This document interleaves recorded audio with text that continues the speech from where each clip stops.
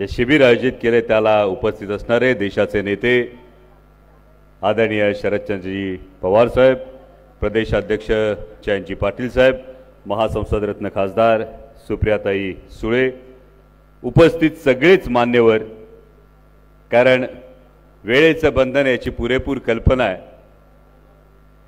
आणि भाषणाच्या सुरुवातीलाच माध्यमांना कल्पना देतो की भगवान गौतम बुद्धांनी दिलेला उपदेश आमच्या स्मरणात आहे. उपाशी पोटी उपदेश देता येत नाही. जेवणाच्या वेळा झालेल्या आहेत, त्यामुळे जे शिकले ते आधी अंमलात आणलं पाहिजे. त्यामुळे पदाधिकाऱ्यांनी याची अजिबात काळजी करू नका की माणसं जेवायला गेल्यामुळे जर खुर्च्या रिकाम्या असतील, फक्त 2 दिवसानंतर यूट्यूबवर या भाषणाचे व्ह्यूज बघायला विसरू नका, कारण जे आपण सोशल मीडियात शिकलोय ते आपल्याला पोचवावं लागणार आहे. मी प्रदेशाध्यक्ष जयंत पाटील साहेबांचा मनापासून आभार मानतो या टॅगलाईनसाठी, कारण ज्योतीनं ज्योत पेटत जाते आणि आसमंत उजळून निघतो. त्यामुळे या शिबिराकडे अनेकांचे डोळे लागलेले आहेत, अनेकांचे कान लागलेले आहेत. ज्यांचे डोळे लागलेले आहेत त्यांचे डोळे नक्की दिपतील आणि ज्यांचे कान लागलेले आहेत त्यांचे कान. कुसुमाग्रजांची स्वातंत्र्य देवतेची विनवणी आहे, त्यातल्या ओळींनी त्यांच्या कानठळ्या बसतील. सूर्यकुळाचा दिव्य वारसा प्रियपुत्रांनो तुम्हा मिळे. वारसा कुणाचा होता लक्षात ठेवा. सूर्यकुळाचा दिव्य वारसा प्रियपुत्रांनो तुम्हा मिळे. काळोखाचे करू न पूजन, व्रत घुबडांचे करू नका. या ओळींनी कानठळ्या ज्यांच्या बसणार आहेत. असं व्हायला नको. जे घडलं प्रत्येकाला खंत आहे त्याची, पण कसं होतं, हे का झालं कसं झालं, अनेक जण खासगीत सांगतात महबूब भाई हे का झालं कसं झालं कळलंच नाही गुजराती साहेब. कारण बर्फात हात घातल्यानंतर संवेदना बधीर होतात, जाणीवा बधीर होतात. बर्फात हात घातल्यानंतर हा सर्वसामान्यांचा नियम होता. आता बर्फाचं स्पेलिंग आहे आईस. त्यामुळे नक्की कोणत्या आईसमुळे, ताई आमच्या कायम सांगतात आईसचा नवीन फुल फॉर्म काय? I for, C for, E for. मी काहीच म्हणालो नाही, तुम्ही म्हणालात. मी फक्त एवढं सांगितलं, बर्फानी संवेदना बधीर होतात. त्यामुळे असं का घडलं, कशामुळं घडलं हे कुणाला सांगता येत नाही. पर ये दुनिया की कड़वी सच्चाई है, ये दुनिया की कड़वी सच्चाई है कि हमारी आंखें वही लोग खोल देते हैं. ये दुनिया की कड़वी सच्चाई है कि हमारी आंखें वही लोग खोल देते हैं जिन पर हम आंख बंद करके भरोसा करते हैं. पण हे शिबिर आहे, लढण्याचं शिबिर आहे. ही रुदाली नाही. का झालं कसं काय झालं हे सांगत बसण्याचं कारण नाही, दोषारोप करण्याचं कारण नाही. कारण भारत आंबेंची एक फार महत्वाची कविता आहे जी अगदी चपकल बसते. रामकृष्ण ही आले गेले त्यांच्या विन जग का ओसच पडले. राहील काय अंतराय मी जाता राहील काय काय. जन पळभर म्हणतील हाय हाय. त्यामुळे ते जनभर जे पळभर हाय हाय म्हणायचं होतं हे म्हणून झाले आणि आता लढण्याची तयारी करण्यासाठी, कंबर कसण्यासाठी आपण एकत्र झालो. मला परवा एकाने विचारलं हे नेमकं का घडलं, कसं घडलं. म्हटलं थोडं इतिहासात डोकावून बघावं लागेल. इतिहासात जेव्हा आपण डोकावतो, 350 वर्षांपूर्वी महाराष्ट्राचा इतिहास हा छत्रपती शिवाजी महाराजांशिवाय पूर्ण होत नाही. 350 वर्षांपूर्वीच्या इतिहासात जेव्हा आपण डोकावतो तेव्हा आदिलशाही होती, मुघलशाही होती, निजामशाही होती. भले भले मोठमोठे सरदार होते, पराक्रमी होते, वतनदार होते. तलवारीला प्रत्येकाच्या धार होती, मनगटाच्या प्रत्येकाच्या ताकद होती. पण माना मात्र मुघलशाही समोर, आदिलशाही समोर झुकलेल्या होत्या, कारण प्रत्येकाला आपली वतन वाचवायची होती.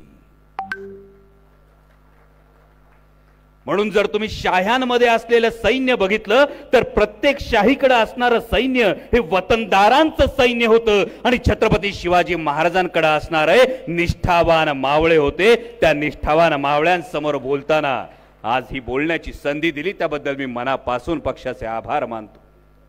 यातलंच एक उदाहरण आहे अफजल खानाच्या स्वारीचं. अफजल खान स्वराज्यावर चालून आला. जेव्हा अफजल खान स्वराज्यावर चालून आला तुळजापूरच्या मंदिराला, अभिजित आबा, तुळजापूरच्या मंदिरावर अफजल खानानं आक्रमण केलं, तेव्हा अफजल खानाच्या सैन्यात नाईकजी पांढरे होते, मंबाजी भोसले होते, बाजी घोरपडे होते, एक एक मातब्बर सरदार होते. जेव्हा अफजल खानानं घन उचलला तेव्हा या प्रत्येक सरदाराचं रक्त सळसळत होतं, प्रत्येकाचं मनगट शिवशिवत होतं, प्रत्येकाचा श्वास फुलला होता, पण बोलायची कोणालाच हिम्मत झाली नाही, कारण पाठीवर वतनदारीची झूल पांघरली होती. इतिहास कशी पुनरावृत्ती करतो ते बघा. जेव्हा अफजल खानानं घन उचलला तेव्हा पाठीवर वतनदारीची झूल पांघरली होती, म्हणून एकालाही बोलायची हिम्मत झाली नाही. इतिहासाची पुनरावृत्ती बघा. वेदांता फॉक्सकॉन गेला, डायमंड बोर्स गेला, पाणबुडीचा प्रकल्प गेला, महानंदाच्या बाबतीत हीच गोष्ट झाली, कांद्याची निर्यात बंदी झाली, पण महाराष्ट्रातल्या एकाही नेत्याला मान वर करून केंद्राला विचारण्याची हिम्मत झाली नाही, आमच्या ताटातलं का हिसकावून घेताय. कारण वतनदारीची झूल जी ही झूल आपल्याला जनतेपर्यंत न्यावी लागेल. कारण जर लाचारीनं मान झुकवली तर नजरेला नजर देण्याची हिम्मत उरत नाही. अनेक जण माध्यमांमधून आपण ऐकतो, कुणीतरी सांगतं हिंदुत्वासाठी, कुणीतरी सांगतं विकासासाठी. प्रत्येकाचा आपापलं वर्जन आहे, प्रत्येकाचा आपापल्या वर्जनाचा आपण आदर करू. पण महाराष्ट्रासमोरचं जे उदाहरण आहे ते महाराष्ट्रातल्या तरुणांनी आधी लक्षात ठेवलं पाहिजे. जेव्हा छत्रपती शिवाजी महाराज आग्र्याला औरंगजेबाच्या दरबारात उभे होते तेव्हा औरंगजेबाच्या मनात होतं, छत्रपती शिवाजी महाराजांनी जर मांडलिकत्व पत्करलं तर छत्रपती शिवाजी महाराजांना दख्खनची सुभेदारी देऊ.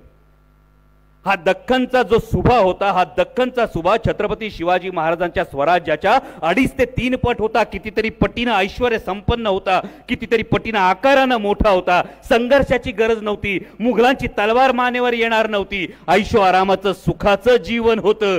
छत्रपती शिवाजी महाराजांनी मांडलिकत्व पत्करलं नाही, त्यांनी तत्वांसाठी लढणं पत्करलं. आणि म्हणून आज 350 वर्षानंतर आपण नाव घेतो ते छत्रपती शिवाजी महाराजांचं घेतो. आणि त्या वाटेनं आपण चाललो आहोत. मॅनेजमेंटमध्ये एक तत्व आहे स्वॉट ॲनालिसिस. जेव्हा आपण आपल्या संघटनेचं स्वॉट ॲनालिसिस करतो, हे थोडं बौद्धिक आहे पण हे गरजेचं आहे. कारण बौद्धिक शिबिरांचा मक्ता फक्त त्यांनीच घेतला अशी काही गरज नाही. पण स्वॉट ॲनालिसिस ज्यावेळी आपण करतो तेव्हा स्वॉटचा अर्थ आधी सांगतो. एस म्हणजे स्ट्रेंथ, आपली ताकद ओळखा. डब्ल्यू स्टँड्स फॉर वीकनेस, आपली कमकुवत बाजू ओळखा. ओ म्हणजे ऑपॉर्च्युनिटी, पहिला टी म्हणजे थ्रेट आणि शेवटचा टी म्हणजे टार्गेट.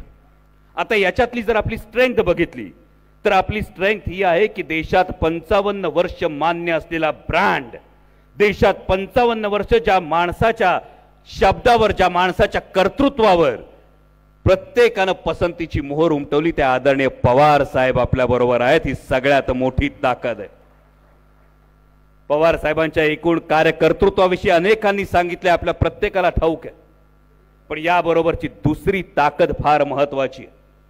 ही दुसरी स्ट्रेंथ आहे, ती म्हणजे ही लढाई आपण जे लढतो आहोत ती लढाई आपण तत्वांसाठी लढतो आहोत. ही लढाई आपण लढतो आहोत ती महाराष्ट्राच्या अस्मितेसाठी लढतो आहोत. ही लढाई आपण लढतो आहोत ती महाराष्ट्राच्या स्वाभिमानासाठी लढतो आहोत. जेव्हा पाऊल टाकायचं असतं तेव्हा पाऊल टाकण्यामागचं कारण माहीत असणं गरजेचं असतं. आणि तुमच्या प्रत्येकामध्ये ही मोठी ताकद आहे की आपण लढाई का लढतो आहोत याचं तुमच्या प्रत्येकाकडे कारण आहे. दुसरे तर वीकनेस. वीकनेस मध्ये अनेक कार्यकर्ते खासगीत सांगतील हो आपली यंत्रणा कमी आहे, काही कार्यकर्ते सांगतील आपली आर्थिक क्षमता कमी आहे. पण स्वॉट ॲनालिसिस मध्ये वीकनेसला आपली स्ट्रेंथ बनवायचं असतं. जर तुम्हाला वाटत असेल हो आपली आर्थिक क्षमता कमी आहे तर त्यावेळी स्वतःला सांगा हो माझी आर्थिक क्षमता कमी आहे, याचाच नाण्याची दुसरी बाजू मला इन्कम टॅक्स, सीबीआय आणि ईडीला घाबरायची गरज नाहीये.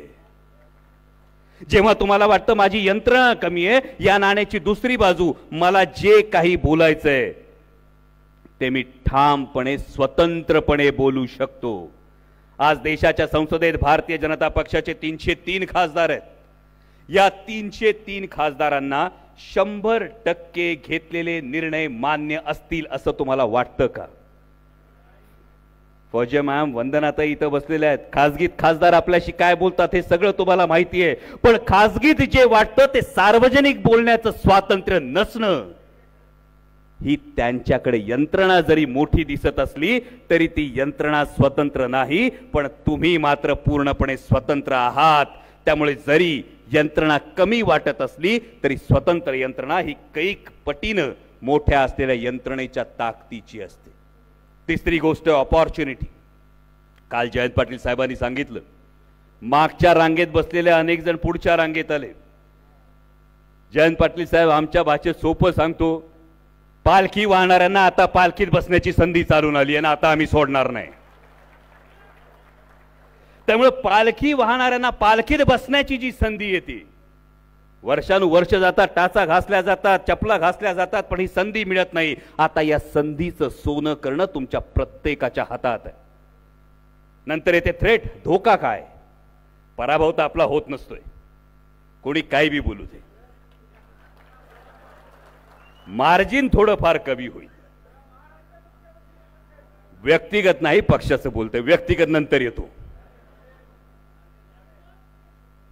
मार्जिन थोडंफार कमी होईल असं जर वाटत असेल, ज्याच्या मनात भीती येईल त्यांनी फक्त एक स्वतःला सांगावं, पिंजऱ्यातल्या पोपटाकडे जाऊन जर बघितलं तर पिंजरा जरी सोन्याचा असला ना, तरी सोन्याच्या पिंजऱ्यातल्या पोपटापेक्षा झाडाच्या फांदीवर गाणारा पोपट हा जास्त महत्वाचा ठरतो. आणि शेवटी राहतं ते टार्गेट. हे टार्गेटचे, हे टार्गेट राष्ट्रवादी काँग्रेस पक्षाचा विजय नाही, हे टार्गेट व्यक्तिगत उमेदवाराचा विजय नाही, हे टार्गेट महाराष्ट्राचा स्वाभिमान आहे, हे टार्गेट महाराष्ट्राची अस्मिता आहे. कारण गेली वर्ष 2 वर्ष तुम्ही बघत असाल, कुठल्याही निर्णयाविषयी महाराष्ट्र सरकार कधी बोलत नाही. मगाशी आमचा राहुल बैरट पोटतिडकीने इथं बोलत होता, एक शेतकऱ्याचं पोरग एवढ्या पोटतिडकीने येऊ शकतं, तर या शेतकऱ्याची व्यथा माझ्या महाराष्ट्राचे मुख्यमंत्री, माझ्या महाराष्ट्राचे उपमुख्यमंत्री का पोटतिडकीने दिल्लीला सांगू शकत नाहीत? हा प्रश्न शेतकऱ्यांच्या मनात आहे. आणि म्हणून ही लढाई कुणाची वैयक्तिक नाही, ही लढाई महाराष्ट्राच्या स्वाभिमानाची. आणि या सगळ्या लढाईमध्ये माझ्या माता भगिनींची भूमिका फार महत्वाची आहे. काल रोहिणीताई बोलत असताना रोहिणीताईंनी अनेक तुम्हाला आव्हानं केली, पण केवळ तुम्ही, या देवानं तुम्हाला सगळ्यात मोठं वरदान दिले माता भगिनींनो. मातृत्व, नेतृत्व आणि कर्तृत्व या तीनही गोष्टींचा संगम हा केवळ माता भगिनींमध्ये असतो. आणि याचा महाराष्ट्राला फार मोठा इतिहास आहे. मातृत्व असावं तर राष्ट्रमाता जिजाऊ मासाहेबांसारखं असावं, ज्या आईनं केवळ मुलगा वाढवला नाही तर त्या मुलाला सांगितलं, तत्वांसाठी लढायला तयार रहा. हे मातृत्व तुमच्यात असलं पाहिजे. जे कर्तृत्व असावं ते क्रांतिज्योती सावित्रीमाई फुल्यांसारखं असावं. आणि जे नेतृत्व असावं ते पुण्यश्लोक अहिल्याबाई होळकरांसारखं असावं. कारण माझी माता माऊली वाटली तर भाऊक हरणीसारखी वाटते, पण जेव्हा कुटुंबावर येतं ना दराडेताई, तेव्हा चवताळलेल्या वाघिणीसारखी असते. ती जेव्हा शांत असते तेव्हा लक्ष्मी असते, आणि जेव्हा भडकते तेव्हा ती दुर्गा होते. हे दुर्गेचं रूप तुम्हाला आता धारण करावं लागेल. मगाशी तुम्ही वैयक्तिक विषयी बोललात. मला अनेक पत्रकारांनी विचारलं काय नेमकं. आमचे अशोक बापू साक्षीदार आहेत.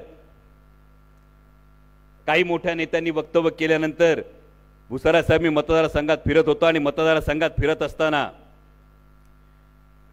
एका लग्न सोहळ्यात एक माता माऊली भेटली.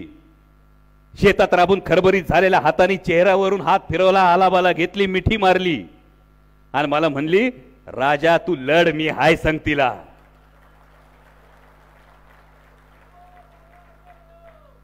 सर्वसामान्य घरातला मध्यमवर्गीय शेतकरी कुटुंबातला कार्यकर्ता आहे, पण जेव्हा माता माऊल्यांचा आशीर्वाद असतो ना, समोर कुठलाही आव्हान आलं तरी त्याला घाबरायची गरज नसते.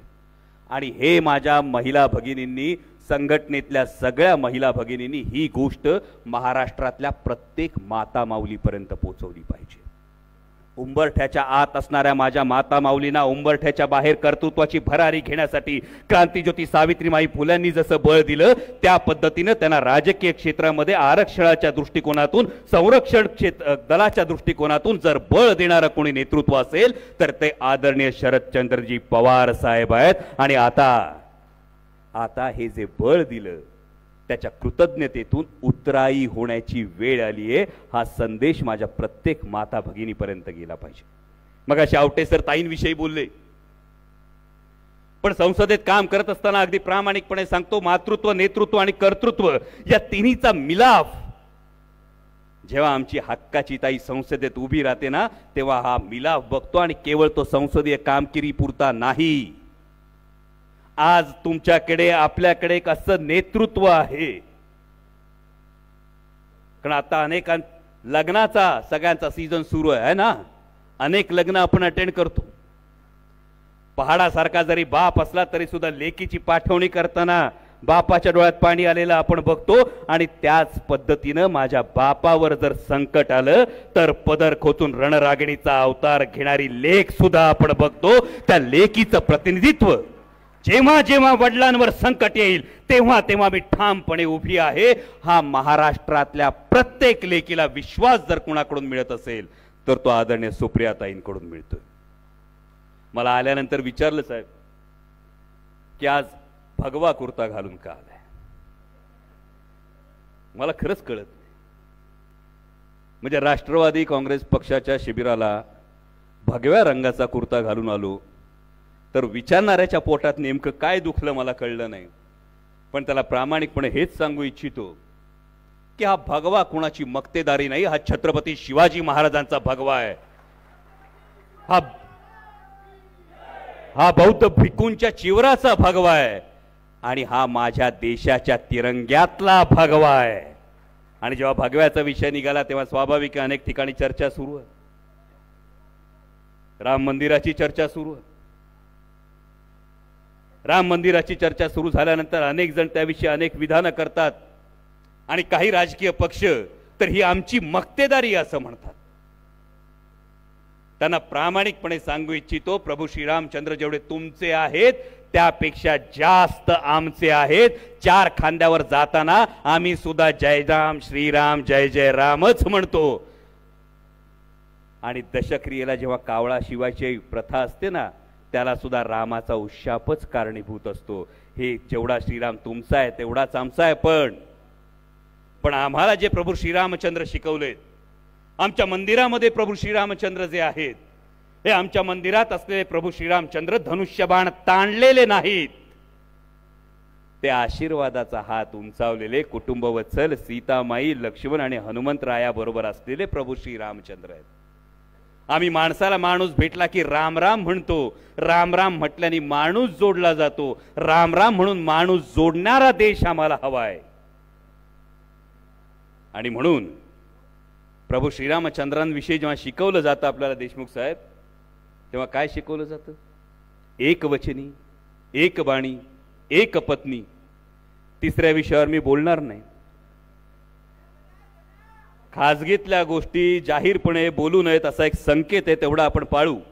पण एक बाणी एक वचनी हा जो आहे म्हणजे प्रभू श्रीरामचंद्रांची आराधना करायची, प्रभू श्रीरामचंद्रांचं उदो उदो करायचा। प्रभू श्रीरामचंद्र उभ्या हिंदुस्थानाचे दैवत आहेत, पण प्रभू श्रीरामचंद्र एक वचनी होते। आधी वचन द्यायचं आणि नंतर चुनावी जुमला था असं म्हणणाऱ्यांना प्रभू श्रीरामचंद्र कसे पावतील?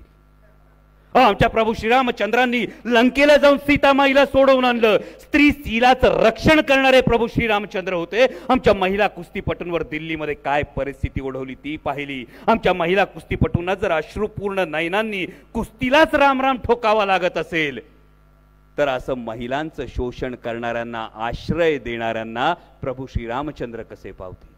मग आवटे सरांनी सांगितलं, प्रभू श्रीरामचंद्रांनी वनवास पत्करला। हा वनवास पत्करला तो पित्याचं वचन पूर्ण करण्यासाठी पत्करला। आपल्या पितृतुल्य गुरुला दगा देऊन वनवासात जाण्याचा सल्ला देणाऱ्यांना प्रभू श्रीरामचंद्र कसे पावतील? हा महत्वाचा सवाल आहे। पाटील साहेब, मी नारायणगावचा नारायणगाव आमची तमाशा पंढरी, महाराष्ट्राची लोकसंस्कृती. त्या दिवशी आमचे एक ताते आहेत नारायणगावला, वग लिहितात भन्नाट. या बातम्या यायला लागल्यानंतर ते आपले लिहित होते. मी भेटायला गेलो, रामराम झाला. रामराम झाल्यानंतर म्हटले हे जे काय राजकारणाचं रामायण चाललंय ना, त्यांनी पेपर आपटला. म्हटलं तात्या जरा वग लिहिताना चूक झाली. काय?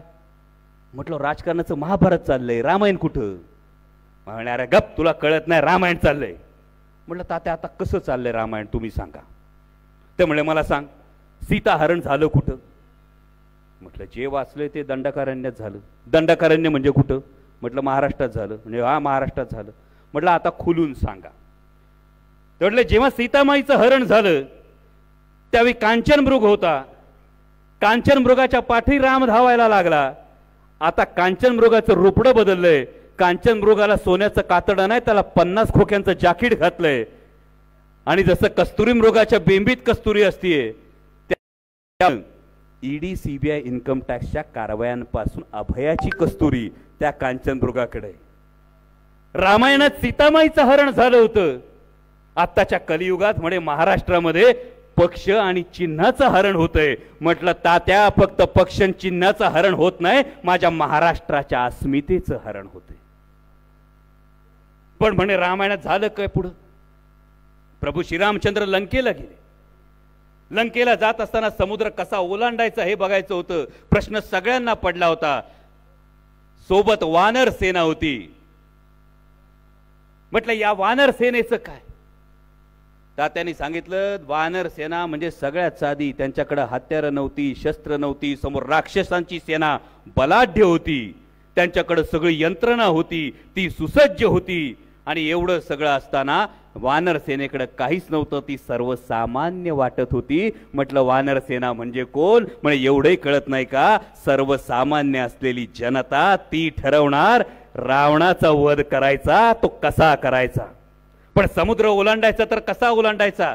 म्हणे रामायणामध्ये श्रीराम लिहिलं आणि दगड पाण्यावर तरंगले.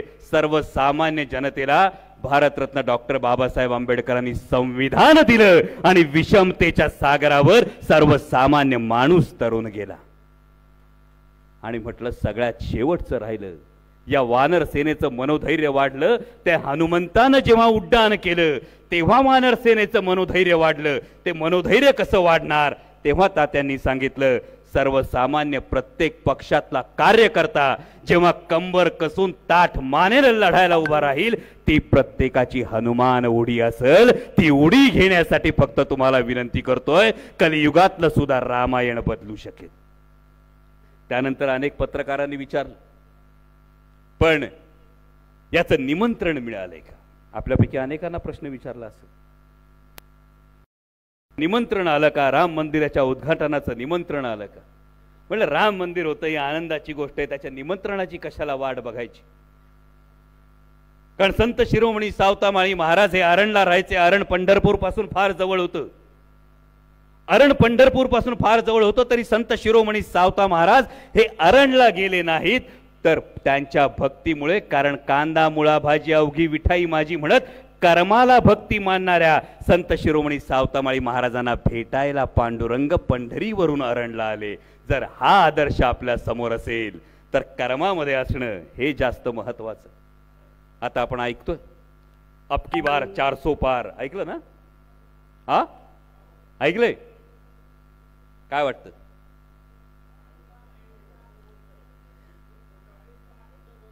अहो बोलू द्या, कार्यकर्त्यांचं मनोधैर्य थोडं तरी वाढवावं लागेल. हा अबकी बार 400 पार हा जो काय आवाज दिला जातोय हा केवळ आणि केवळ त्यांच्या कार्यकर्त्यांचं मनोधैर्य वाढवण्यासाठी दिला जातोय. याची खूणगाठ मनाशी बांधा. 2019च्या निवडणुकांचा आपण जर विचार केला तर फक्त 38% मतं ही भारतीय जनता पक्षाकडे आहेत. किती? फक्त 38% मतं. आणि आता जी इंडिया आघाडी बनते, या इंडिया आघाडीकडे असणाऱ्या मतांची टक्केवारी आहे ती 62% मतांची आहे. आणि 62% 38%पेक्षा कधीही जास्त असतात. आणि म्हणून कुठेतरी त्यांच्या कार्यकर्त्यांचं मनोधैर्य वाढवण्यासाठी ही परिस्थिती निर्माण केली जाते। देशात खालून सुरुवात करा।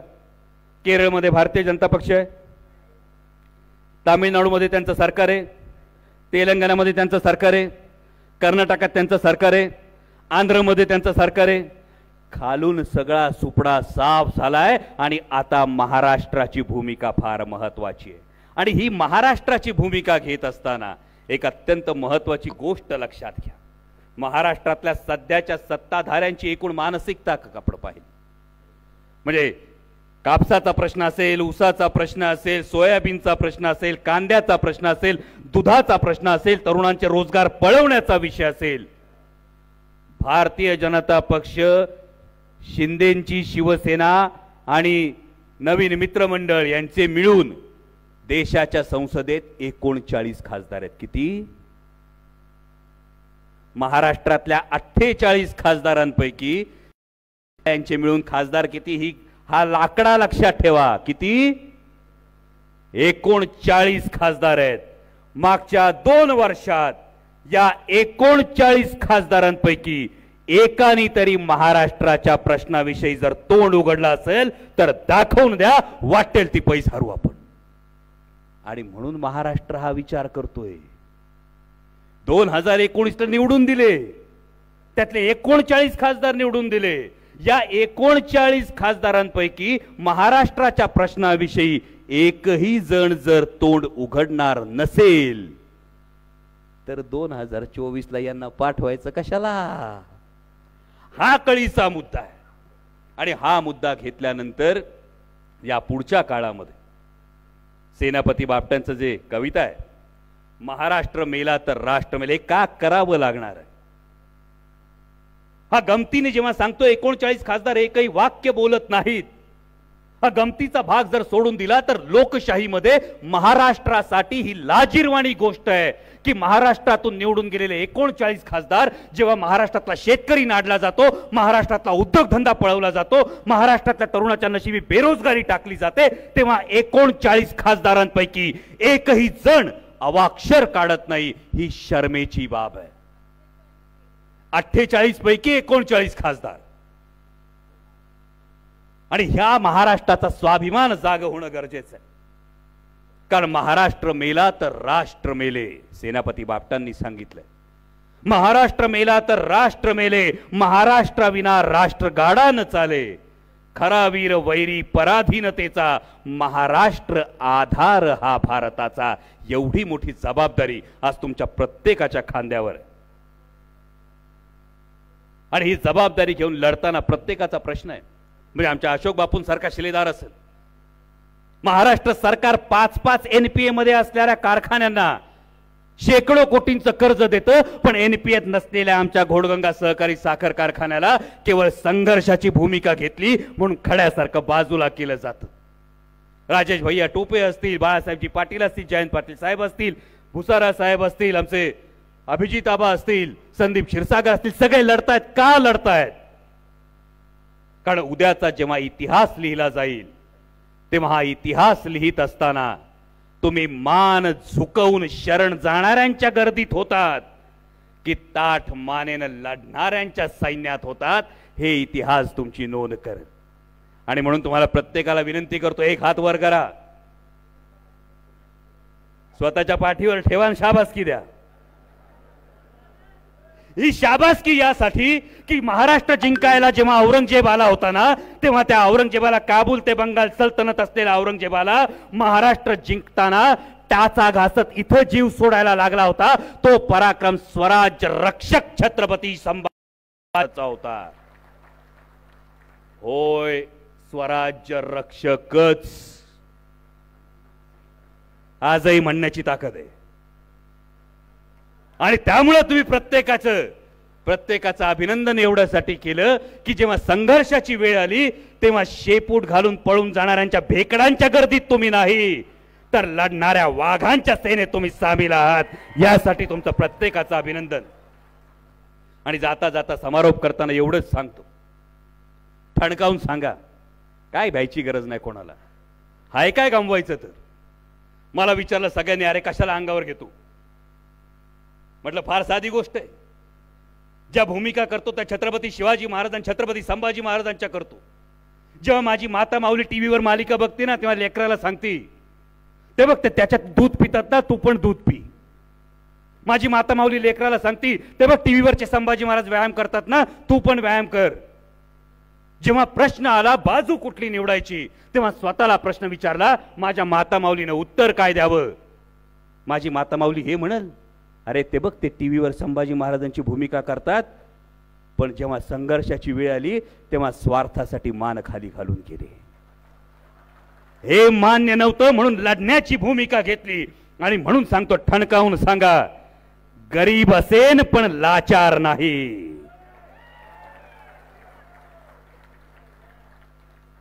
गरीब असेन पण लाचार नाही. स्वार्थासाठी निष्ठा विकणार नाही. सत्तेसाठी स्वाभिमान गहाण टाकणार नाही.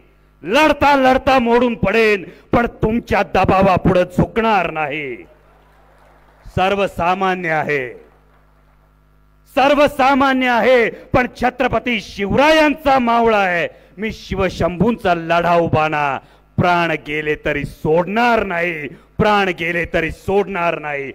छत्रपती शिवाजी महाराज की, छत्रपती शिवाजी महाराज की, छत्रपती शिवाजी महाराज की. जय शिवराय.